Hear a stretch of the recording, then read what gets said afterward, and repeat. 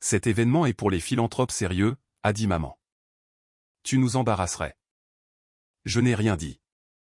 Depuis ma voiture, j'ai appelé le gestionnaire de ma fiducie caritative. Cessez immédiatement tout financement à la Fondation Rochefort. Le téléphone de son assistant a commencé à sonner sans arrêt. Il finançait tout. J'ai toujours été la déception de la famille. Pas parce que j'avais échoué, mais parce que je n'avais pas réussi de la bonne manière. La manière Rochefort.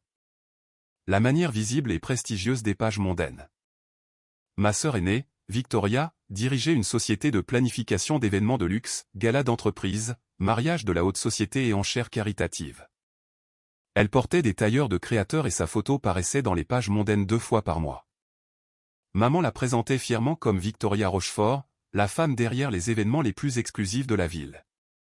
Mon frère, Mathieu, travaillait dans la finance, banque d'investissement, bureau de direction dans le centre de Paris. Il conduisait une Tesla et appartenait à 3 cercles privés prestigieux. Papa l'appelait la prochaine génération du succès des Rochefort. Ensuite, il y avait moi, âgé de 29 ans, celle qui n'avait jamais trouvé sa voie. Je travaillais à distance, vivais dans un appartement modeste, conduisais une Peugeot 308 de 7 ans et portais des jeans et des pulls au lieu de tailleur de direction. Je ne publiais pas sur les réseaux sociaux à propos de mon travail, je ne réseautais pas dans les cercles mondains et je n'assistais pas aux galas de charité. Pour ma famille, j'étais invisible, un conte d'avertissement qu'ils racontaient lors des dîners quand je n'étais pas là. Léa est encore en train de chercher sa voie, disait maman avec une sympathie calculée. Tout le monde n'a pas d'ambition. Ce qu'ils ne savaient pas, ce que je ne leur avais délibérément jamais dit, c'était que je dirigeais la Fondation Horizon, une fiducie caritative de 167 millions d'euros qui finançait des initiatives éducatives. De la recherche médicale et le développement communautaire à travers 12 régions. Je l'avais bâtie sur 6 ans, en commençant par un héritage de 2,8 millions d'euros de ma grand-mère, le seul membre de la famille qui ait jamais cru en moi. Elle m'avait laissé l'argent spécifiquement avec une note qui disait « Construis quelque chose de significatif, pas d'impressionnant ». Alors, je l'ai fait. Je travaillais 18 heures par jour. J'ai appris la rédaction de demandes de subventions, le droit des organisations à but non lucratif, la mesure de l'impact et la responsabilité fiduciaire. J'ai embauché des experts. J'ai fait des erreurs et j'en ai tiré des leçons. J'ai maintenu mes frais généraux en dessous de 8%. Je n'ai jamais mis mon nom sur des bâtiments. La Fondation Horizon a financé plus de 400 organisations. Nous avions envoyé 2000 étudiants à l'université, financé des recherches révolutionnaires sur le cancer pédiatrique et construit des centres communautaires dans des quartiers mal desservis. Et j'avais fait tout cela discrètement, anonymement et stratégiquement, y compris une subvention de 5,4 millions d'euros à la Fondation Rochefort, l'organisation caritative de ma mère. Elle l'avait lancée il y a 5 ans après avoir assisté à un gala où elle s'était sentie ignorée. Si j'avais ma propre fondation, avait-elle dit à papa pendant le dîner, j'aurais une réelle influence. La Fondation Rochefort finançait des programmes artistiques dans des écoles privées, des expositions en galeries et des abonnements à l'opéra pour les familles culturellement défavorisées, ce qui signifiait apparemment toute personne ne pouvant pas se permettre des billets de concert à 280 €. C'était petit, prestigieux, inefficace et cela battait de l'aile. Maman n'en parlait jamais, mais j'ai vu les rapports d'activité. Dossier public. La Fondation Rochefort rapportait environ 372 000 € par an provenant de petits donateurs, principalement des contacts d'affaires de papa et des amis des cercles privés faisant des dons déductibles d'impôts. Leur coût d'exploitation annuel était de 353 000 €, cela laissait 18 500 € pour les programmes réels. Puis, il y a 3 ans, ils ont reçu un don anonyme transformateur, 5,4 millions d'euros de la Fondation Horizon, structuré comme une subvention pluriannuelle d'1,35 million d'euros par an pendant 4 ans. Soudainement, la Fondation Rochefort a pu se permettre de vrais programmes, du personnel, des bureaux, un conseil d'administration et une couverture médiatique. Maman est devenue Patricia Rochefort, leader philanthropique. Elle a fait l'objet d'un portrait dans la section mode de vie, a été invitée à s'exprimer lors de panels et a reçu des prix lors des galas d'autres personnes. Elle ne s'est jamais demandé d'où venait l'argent. Les documents de subvention indiquaient seulement « donateur anonyme, Fondation Horizon ». J'avais structuré les choses ainsi délibérément. Je voulais voir si le succès la changerait, si avoir des ressources la rendrait plus gentille, plus inclusive et plus consciente que la valeur prend de nombreuses formes. Ce ne fut pas le cas. Elle est devenue plus critique, plus soucieuse de son statut et plus convaincue que sa manière de faire était la seule. Et elle ne m'a jamais, pas une seule fois, invité à un événement de la Fondation Rochefort. Pendant que maman construisait son profil sur mon argent, je continuais à bâtir Horizon. Nous avons lancé un programme de bourse pour les étudiants de première génération à l'université, financé à hauteur de 7,4 millions d'euros par an, et avons constaté un taux de diplomation de 94%. Nous nous sommes associés à 3 hôpitaux de recherche sur l'oncologie pédiatrique, nos subventions ont mené à 2 protocoles de traitement révolutionnaires. Nous avons ouvert 6 centres de ressources communautaires dans des déserts alimentaires, offrant un accès à de la nourriture fraîche, à une formation professionnelle, à un soutien pour la garde d'enfants et à des programmes de littératie financière. Je voyageais constamment pour des visites de sites, des réunions de partenaires et des évaluations d'impact. J'ai rencontré des familles dont les vies avaient changé grâce à notre financement, une mère célibataire qui a obtenu son diplôme d'infirmière grâce à notre bourse et qui dirige maintenant une clinique. Un chercheur qui a développé un protocole de traitement du cancer moins toxique avec notre subvention, un organisateur communautaire qui a transformé un quartier en difficulté grâce au financement de notre centre de ressources. C'était cela le succès pour moi. Pas des photos dans des magazines mondains. Pas des prix décernés par d'autres personnes riches. Pas mon nom sur des bâtiments. Le changement. Des vies améliorées. Ma famille ne m'a jamais demandé ce que je faisais comme travail. Toujours avec ton truc informatique, demandait papa occasionnellement. Toujours à distance, disait maman avec une déception à peine dissimulée. Tu as trouvé un vrai travail maintenant, plaisantait Mathieu. Je souriais. Toujours au travail, toujours à distance. Il supposait que je gagnais peut-être 55 000 euros par an en faisant de la conception graphique en freelance ou quelque chose d'aussi peu impressionnant. Il ne savait pas que je touchais un salaire modeste de 116 000 euros d'Horizon et que les actifs de notre fondation avaient atteint 167 millions d'euros. Il ne savait pas que je siégeais au conseil d'administration de 3 organisations philanthropiques nationales. Il ne savait pas que la mère avait mon numéro personnel, que 2 présidents de région m'avaient invité à des discussions politiques ou que le président de la Fondation Colbert m'appelait tous les trimestres pour discuter de collaboration. J'ai tout gardé secret. Pas parce que j'avais honte, mais parce que j'observais. J'observais pour voir s'il m'estimerait un jour sans les références qu'il reconnaissait, sans un titre de poste dont il pourrait se vanter et sans les marqueurs de statut qu'il pouvait comprendre. Ils ne l'ont pas fait. L'appel est arrivé un mardi après-midi. Léa, c'est maman. J'étais dans mon bureau, un espace modeste dans un bâtiment partagé par des organisations à but non lucratif, en train d'examiner des demandes de subventions. Bonjour, maman. Quoi de neuf? Je t'appelle à propos du gala de printemps, le collecteur de fonds annuel de la Fondation Rochefort. J'ai attendu. C'est dans 3 semaines. C'est très médiatisé cette année. Nous avons vendu 300 billets à 465 € chacun. La maire vient, 3 membres du conseil municipal, le délégué aux arts. Ce sera couvert par le matin. C'est génial, maman. Victoria s'occupe de la planification, bien sûr. Mathieu amène des clients de son cabinet. Même les partenaires de ton père y assistent. Je sentais ce qui allait arriver. Le fait est, Léa. Elle marqua une pause. Cet événement est pour les philanthropes sérieux, les gens qui comprennent les arts, les gens qui évoluent dans certains cercles. Ma main s'est serrée sur le téléphone. Je pense que tu serais mal à l'aise, a-t-elle continué. Le code vestimentaire et la cravate noire. Les conversations portent sur la culture, la charité, l'influence. Ce n'est tout simplement pas ton monde, chérie. Tu m'as désinvité? J'ai gardé ma voix calme. Je te sauve d'une soirée inconfortable. Tu nous embarrasserais. Honnêtement, tu ne connais pas ces gens. Tu ne comprends pas ce monde. Elle marqua une pause, puis ajouta le coup de grâce. Victoria a suggéré que nous limitions la liste des invités aux personnes qui contribuent réellement à des causes significatives. J'ai regardé mon écran d'ordinateur, le tableau de décaissement des subventions montrant 1,35 million d'euros transférés à la Fondation Rochefort il y a 2 mois. Je comprends, ai-je dit doucement. Je savais que tu comprendrais.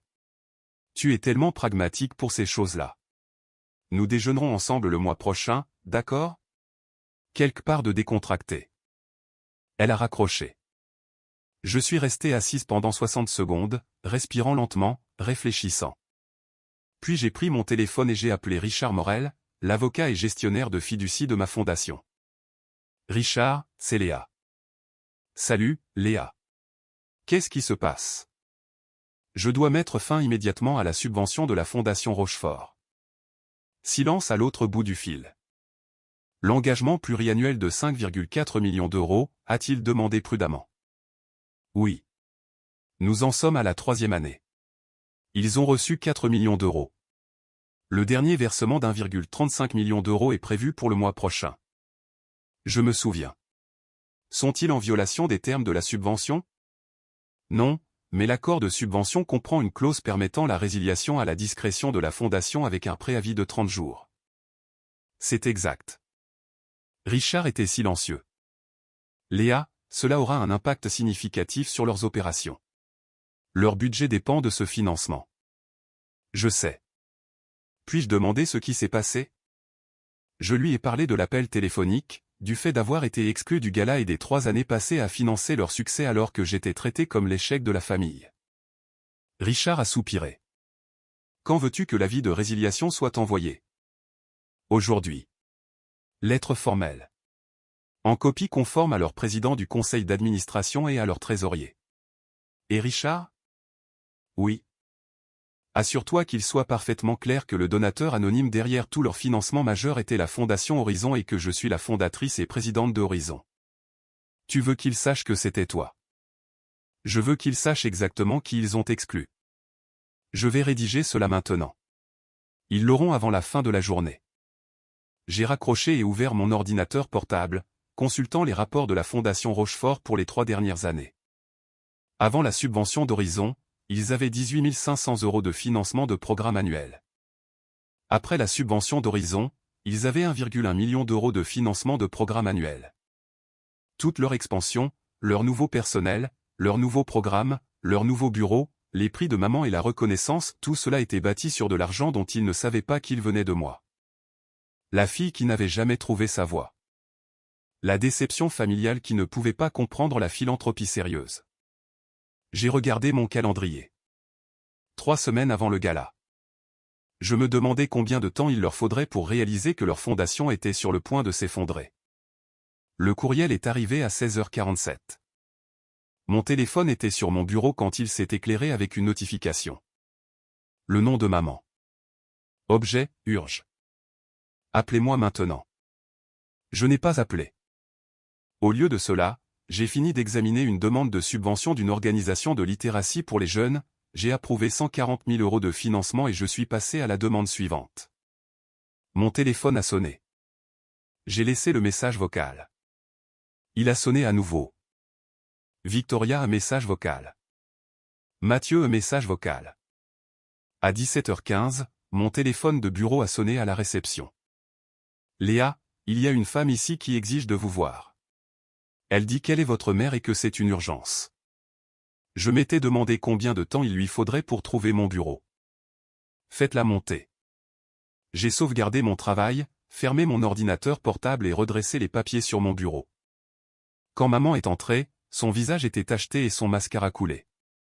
Elle tenait une lettre imprimée. Qu'est-ce que c'est que ça? Sa voix s'est brisée. Tu devras être plus précise. Cette lettre de la Fondation Horizon. Ils annulent notre subvention. 1,35 million d'euros envolés. Léa, cela va nous détruire. J'ai désigné la chaise en face de mon bureau. Assieds-toi, s'il te plaît. Je ne veux pas m'asseoir. Je veux savoir pourquoi tu m'as appelé. Pourquoi tu? Elle s'arrêta, regardant autour de mon bureau pour la première fois. Les murs arboraient des rapports d'impact encadrés, des photos de visite de site et une lettre du président de région remerciant la Fondation Horizon pour son partenariat en matière de politique éducative. Ses yeux se sont posés sur la plaque de mon bureau, Léa Rochefort, présidente et fondatrice, Fondation Horizon. La lettre est tombée de ses mains. Toi, a-t-elle chuchoté. Moi. Ta. Cette fondation? Celle qui nous finance depuis 3 ans. 4 millions d'euros jusqu'à présent. Elle a agrippé le bord de mon bureau. C'est impossible. Tu n'as pas autant d'argent. Tu travailles sur un ordinateur. Tu conduis une Peugeot. Je dirige une fondation caritative de 167 millions d'euros. La Peugeot est payée et fiable, cela semblait être un choix raisonnable. 167 millions d'euros? Elle a dit cela comme si elle testait les mots. Léa, c'est. Comment? L'héritage de grand-mère? Elle m'a laissé 2,8 millions d'euros. J'ai bâti Horizon à partir de là. 6 ans de journée de 16 heures, d'investissements stratégiques, de bons partenaires et de programmes efficaces. Maman s'est effondrée sur la chaise. Pourquoi ne nous l'as-tu pas dit? Est-ce que cela aurait compté? Bien sûr que oui.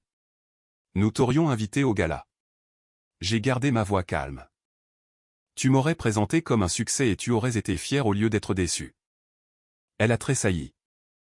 Je voulais voir, ai-je continué, si tu pouvais m'estimer sans les marqueurs de statut que tu comprenais.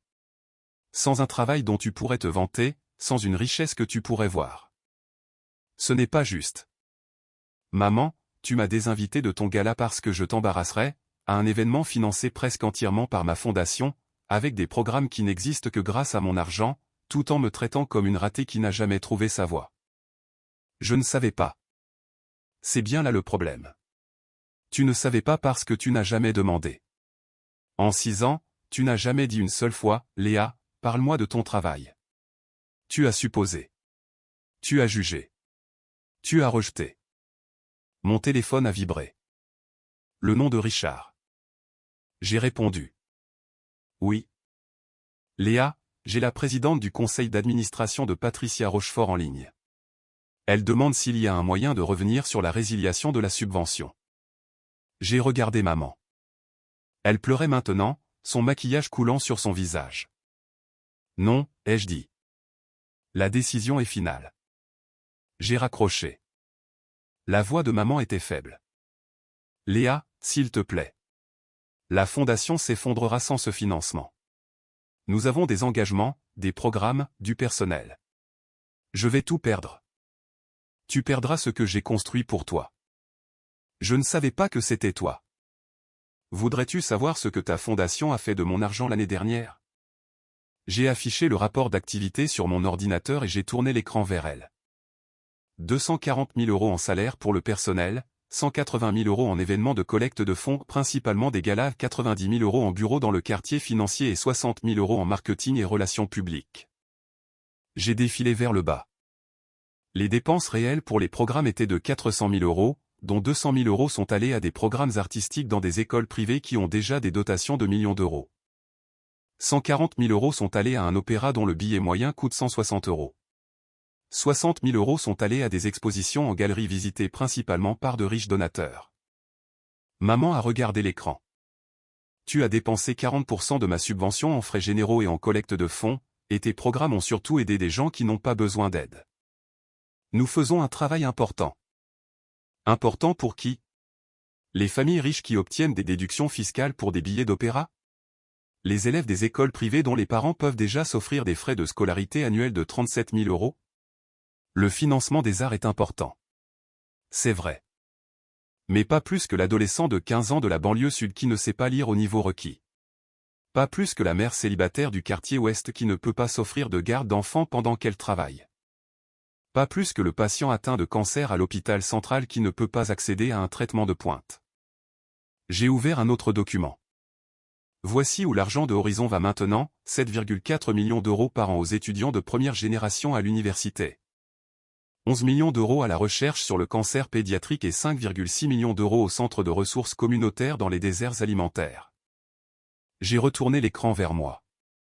C'est le travail que je choisis de financer. Pas des expositions en galerie pour des gens qui ont déjà accès à la culture. Les mains de maman tremblaient. Qu'est-ce que je suis censé faire? Ce que tu m'as dit que je devrais faire, débrouille-toi. Trouve ta voie. Arrête de dépendre de l'argent que tu n'as pas gagné provenant d'une famille que tu n'estimes pas. Léa, s'il te plaît. Je suis désolé. Je suis tellement désolé. Si j'avais su. Si tu avais su que j'avais de l'argent, tu aurais été plus gentil avec moi. Ce n'est pas de la croissance, maman. C'est de l'opportunisme. Mon téléphone a vibré à nouveau. Mathieu, cette fois. J'ai refusé l'appel. Ils appellent tous maintenant, n'est-ce pas? Maintenant qu'ils savent que j'ai de l'argent digne de respect. Maman a hoché la tête, les larmes coulant. Voici ce qui va se passer, ai-je dit calmement. La résiliation de la subvention est maintenue. La Fondation Horizon ne financera plus la Fondation Rochefort à l'avenir. Tu recevras un préavis de 30 jours comme requis par le contrat. Après cela, tu seras seul. Nous ne nous en remettrons jamais. Alors tu apprendras ce que j'ai appris, comment construire quelque chose à partir de rien, comment prouver sa valeur sans le soutien de la famille, comment réussir quand les gens te sous-estiment. Je me suis levé. J'ai une réunion. Richard s'occupera de toutes les questions concernant la résiliation. Maman n'a pas bougé. Léa, s'il te plaît. Je suis ta mère. Oui, tu le es. Et tu m'as appris que l'amour dans cette famille est conditionnel. Que la valeur se mesure par le statut. Que certains d'entre nous comptent et d'autres non. J'ai marché vers la porte et je l'ai ouverte. J'ai appris la leçon, maman. Je l'ai juste appliquée différemment de ce que tu attendais. Elle s'est levée lentement, est passée devant moi et s'est arrêtée sur le pas de la porte. Je suis vraiment désolé, a-t-elle chuchoté. Je crois que tu es désolé d'avoir perdu l'argent. Je suis moins convaincu que tu sois désolé de la façon dont tu m'as traité. Elle est partie. J'ai fermé la porte, je me suis assise à mon bureau et je me suis remise au travail. Les appels ne se sont pas arrêtés et Victoria, Mathieu, papa. Je n'ai répondu à aucun d'eux. J'ai envoyé un courriel familial au Rochefort. J'ai reçu plusieurs messages concernant ma décision de mettre fin à la subvention de la Fondation Horizon à la Fondation Rochefort.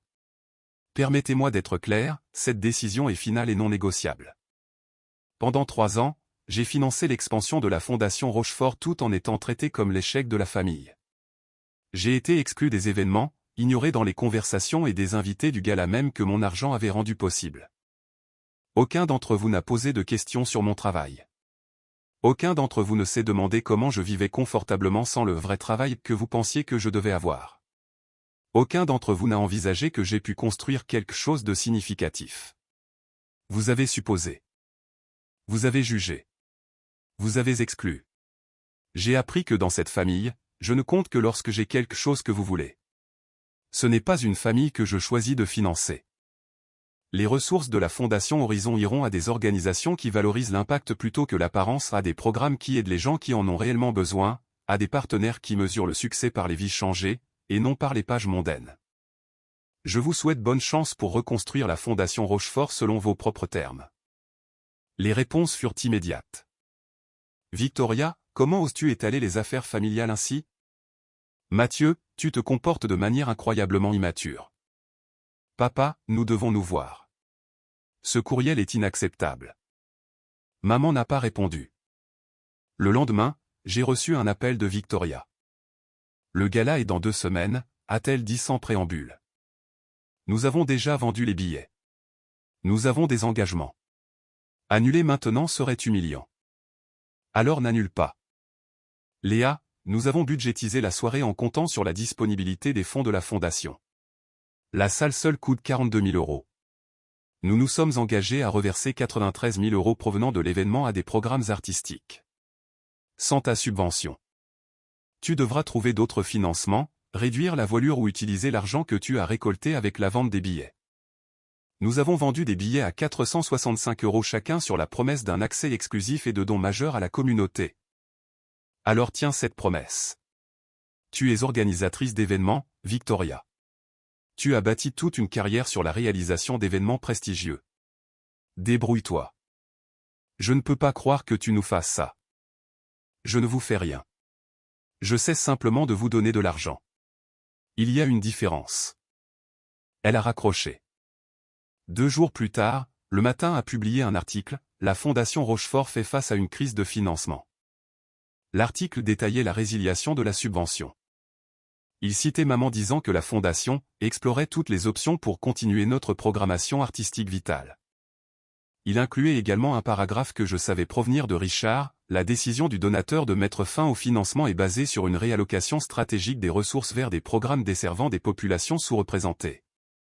La présidente de la Fondation Horizon a noté que les priorités philanthropiques peuvent évoluer et que les donateurs ont le droit de rediriger le financement vers des initiatives plus alignées avec leur mission. Les commentaires ont afflué. Certains soutenaient Maman, le financement des arts est important. C'est tragique pour notre communauté culturelle. D'autres étaient plus critiques, peut-être qu'au lieu de gala à plus de 400 €, ils auraient dû construire un financement durable.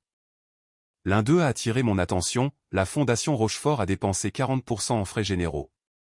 C'est terrible. Bravo à Horizon pour avoir redirigé l'argent vers des programmes efficaces. Le gala a eu lieu. Je n'y suis pas allé, évidemment, mais j'en ai entendu parler par mon assistante, dont le cousin travaillait pour l'entreprise de traiteur. La fréquentation était en baisse, seulement 180 personnes sont venues au lieu de 300. Apparemment, le bruit avait couru sur les problèmes financiers de la fondation et plusieurs donateurs s'étaient discrètement désistés.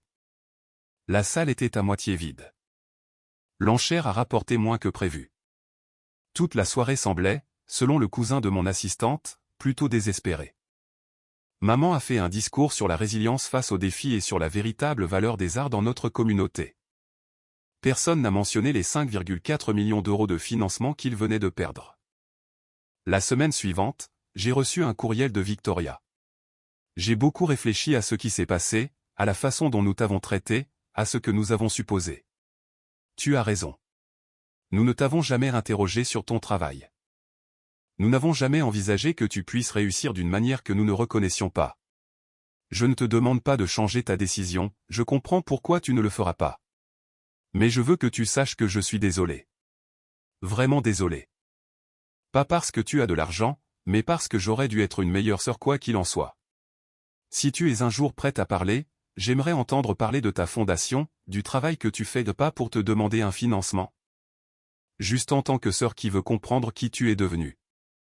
J'ai regardé le courriel pendant un long moment. Puis j'ai répondu, Victoria, merci pour tes excuses. Je les apprécie. Je ne suis pas encore prête à parler, mais peut-être un jour. Mathieu ne s'est jamais excusé. Papa non plus. Maman a envoyé des fleurs à mon bureau avec une carte, j'essaie de comprendre.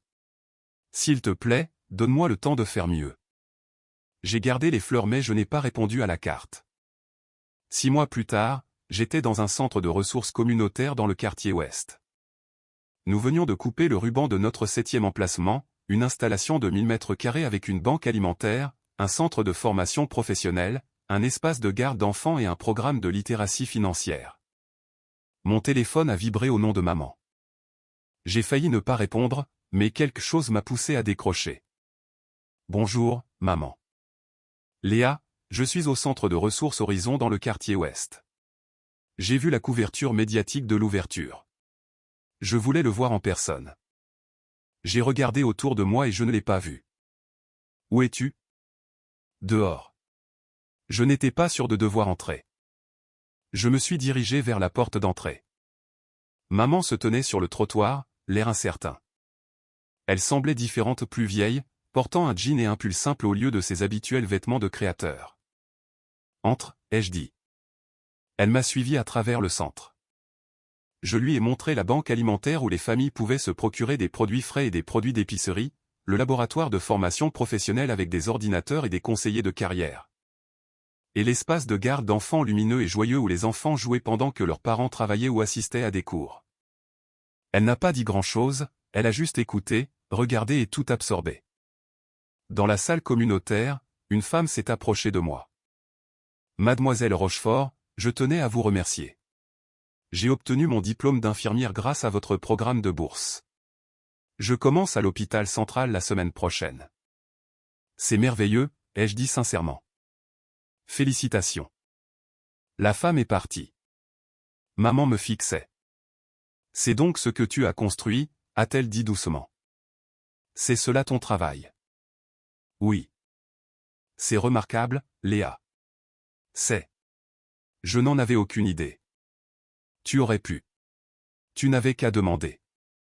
Elle a hoché la tête, les larmes aux yeux. Je suis tellement désolé pour tout cela. De ne pas t'avoir vu, de ne pas t'avoir interrogé, de t'avoir donné l'impression que tu devais faire tes preuves. Je n'ai pas fait cela pour te prouver quoi que ce soit, maman.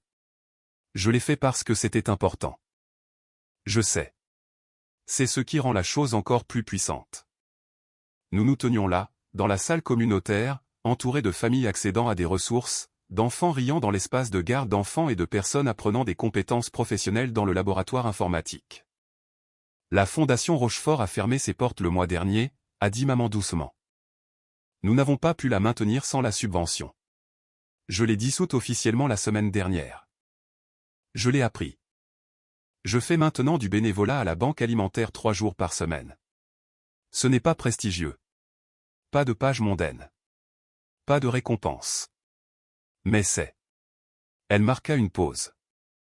C'est réel, Léa. C'est aider les gens qui en ont réellement besoin. Je l'ai regardée. Vraiment regardée. Elle était sincère. C'est bien, maman. J'ai beaucoup à apprendre pour être utile plutôt qu'impressionnante. C'est un cheminement qui en vaut la peine. Elle a souri, un sourire petit mais sincère. Peut-être pourrais-tu m'enseigner un jour comment mesurer l'impact, comment se concentrer sur l'efficacité plutôt que sur l'apparence. J'ai réfléchi. Peut-être un jour. J'aimerais bien. 1 an plus tard, la Fondation Horizon célébrait 10 ans d'existence. Nous avions atteint 205 millions d'euros d'actifs, financé plus de 600 organisations, envoyé 3500 étudiants à l'université, financé des recherches qui ont mené à 3 percées médicales majeures et ouvert 12 centres de ressources communautaires. Maman est venue à la célébration de l'anniversaire. Elle ne s'attendait pas à une reconnaissance et n'a pas demandé de traitement spécial, elle a simplement assisté à l'événement en silence, écoutant les conférenciers partager des histoires d'impact. Ensuite, elle s'est approchée de moi. Je suis fier de toi, Léa. Pas à cause de l'argent ou de l'ampleur, mais à cause des vies que tu as changées. Merci. Et je suis désolé qu'il m'ait fallu si longtemps pour te le dire. Je sais. Nous reconstruisons nos liens lentement. Elle fait maintenant régulièrement du bénévolat à la banque alimentaire, dans des programmes de littératie et dans les centres de ressources. Elle mesure sa valeur différemment désormais, non par le statut ou la reconnaissance, mais par le service. Victoria a rejoint le conseil d'administration de Horizon le mois dernier. Elle apporte son expertise en planification d'événements à notre collecte de fonds, mais elle se concentre désormais sur le rapport coût-efficacité et la gestion des donateurs plutôt que sur l'apparence impressionnante. Mathieu et papa sont cordiaux mais distants. Peut-être que cela ne changera pas, mais j'ai appris quelque chose d'important.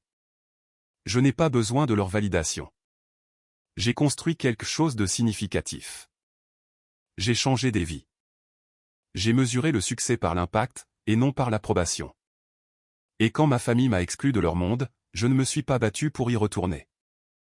J'en ai construit un monde où une mère célibataire devient infirmière, où un chercheur sauve des vies d'enfants et où les familles ont accès à de la nourriture fraîche, à une formation professionnelle et à une garde d'enfants. C'est le monde que je choisis. Celui où je n'ai pas besoin d'une invitation à un gala de 10 000 € pour savoir que je compte. Parce que le travail parle de lui-même.